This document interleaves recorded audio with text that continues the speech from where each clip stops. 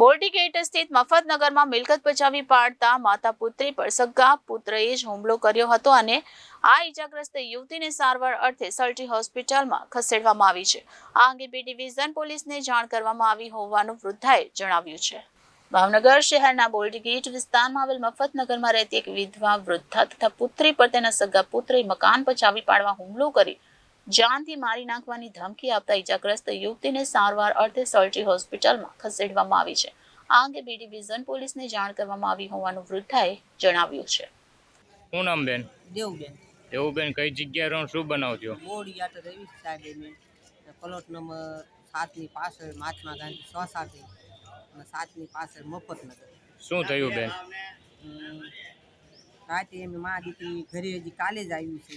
હા, 8 દીથી અમે બહાર હતા, ઘરે કાલે આવ્યા, અમે જમીન પૂતા હતા। 9 વાગે દારૂ પીને આવ્યો તો દીકરીની ઉપર ચડી ગયો, ગળકી દબી દીધી અને મને ધક્કો મારી નાખી દીધી, એમ કે મારી નાખી। મારીનો જીવ બચાવીને ભાગી સાહેબ।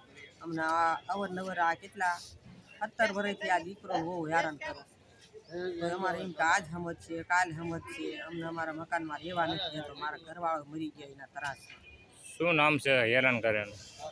એનો આખો કબજો જોતો છે। પણ નામ શું છે હેરાન કરે? દીપકભાઈ। દીપકભાઈ, શું થાય તમારા? એ મારો દીકરો થાય છે। કેવી રીતે હેરાન કરવામાં આવે?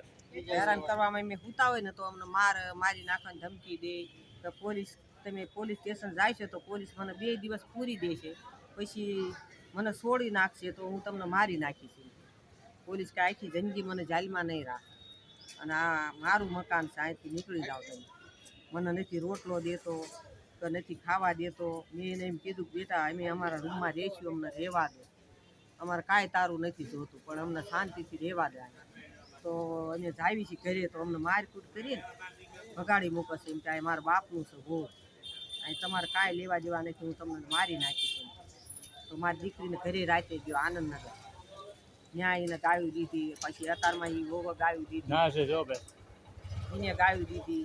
પછી મારો નાનો દીકરો છે ને સાહેબ, હા, એ રહે છે રાજકોટ, એને માર્યો તો રેલવે સ્ટેશન છે, સામાન લેવા આવ્યો તો એને દિવાળીમાં મારી, એને ભગાડી। બેન ને કારે માર્યું ને કેટલા વાગે માર્યું બેન? આ બેનને 9 વાગે મારી। શું મારે એટલે શું કર્યું બેન ની સાથે? ઉપર ચડી ગયો અને ગળકી દબી દીધી, મોઢું દબી દીધું અને ઢીકાન પાટું માંડ્યો મારો। આ વિશે તમે પોલીસ ફરિયાદ કરી બેન? હા કરી છે। શું કહેશે પોલીસ તંત્ર બેન? પોલીસ મને એમ કહે છે કે તમે કલેક્ટર ઓફિસ મારી કેસ નોંધાઈ નાખો વકીલ રાખીને। મારી પાસે સાહેબ પૈસા નથી, હું વિધવા બાઈ છું, હું ક્યાંય પૈસા કાઢું વકીલ રાખો।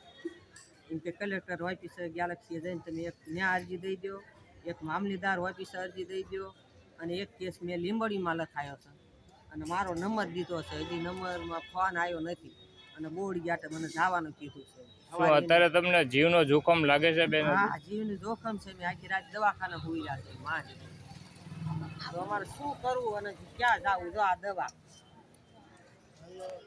ઓકે, હાલો।